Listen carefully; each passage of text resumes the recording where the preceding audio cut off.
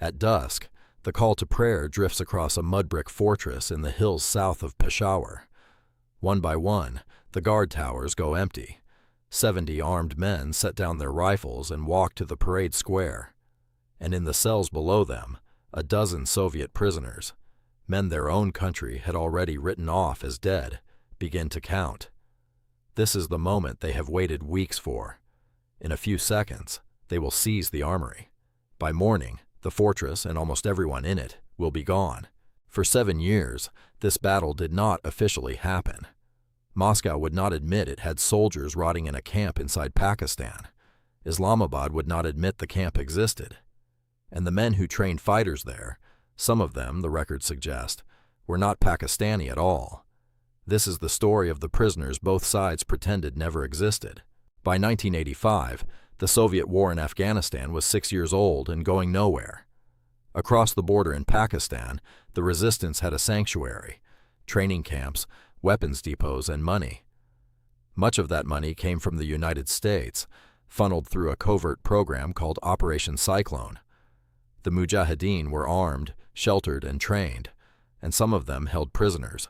About 14 miles south of Peshawar stood the fortress of Badaber, on paper a training center for the Jamiat-e Islami party, in reality something more. Inside its walls sat 3 Grad rocket launchers, 40 artillery pieces, 2 million rounds of ammunition, and beneath it, in underground cells, roughly 40 Afghan prisoners and 12 Soviet soldiers. They had been captured over years of fighting, beaten, pressured to renounce their faith and their country, given new names, worked until they dropped, quarrying stone, and hauling the very shells stacked in the arsenal above their heads. Among them, a former sergeant named Viktor Dukovchenko, and a driver from Ukraine called Nikolai Shevchenko. Quietly, over weeks, they began to plan. The prisoners studied the rhythm of the camp the way a hunter studies prey. They learned when the guards changed, where the weapons were kept, and the one moment each day when the fortress nearly emptied itself. The evening prayer. 70 guards, 2 left on watch. It was the only crack in the wall they would ever get. On the evening of the 26th of April, 1985, the azan sounded. The towers emptied, and the prisoners moved. They overpowered the 2 remaining sentries at the arsenal, threw open the cells, and freed every man who could still stand. In minutes, starved captives became an armed garrison, holding 3 rocket launchers and 2 million rounds. Their plan was simple and almost impossible: fight to the gate, and reach the radio to tell the world, before it was too late, that they were here, that they were alive. But the alarm went up faster than they hoped. The gate was sealed, the escape was already dead, and now the whole camp was turning around. What followed was not a riot. It was a battle. Through the night, the mujahideen threw themselves at the arsenal, and were thrown back. Then came Pakistani infantry, then tanks and artillery of the 11th Corps. A dozen Soviet prisoners and a handful of Afghans, cornered in a single building, held off a regular army through the dark. From inside, the prisoners shouted their terms: "Bring an ambassador, bring the Red Cross, let the world see us." The answer came back from the highest levels of the camp: no negotiation, no witnesses. The order, by Russian accounts, was blunt: do not take the Russians alive. One phrase survives from inside those walls: we are dying, but we do not surrender. At dawn on the 27th, the assaults had failed, so they stopped trying to take the arsenal and decided to erase it. Grad rockets and artillery turned directly onto a building packed with 2 million rounds, and the fortress of Badaber ceased to exist.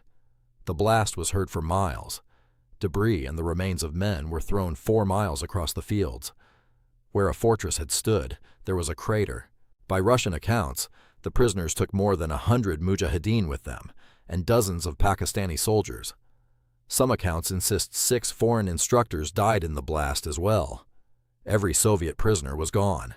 So was the camp's office, and with it, the list of names. The men had erased their captors' arsenal. The explosion erased them. 3 days later, on the 29th of April, Pakistan's President Zia-ul-Haq classified everything. No camp, no prisoners, no battle.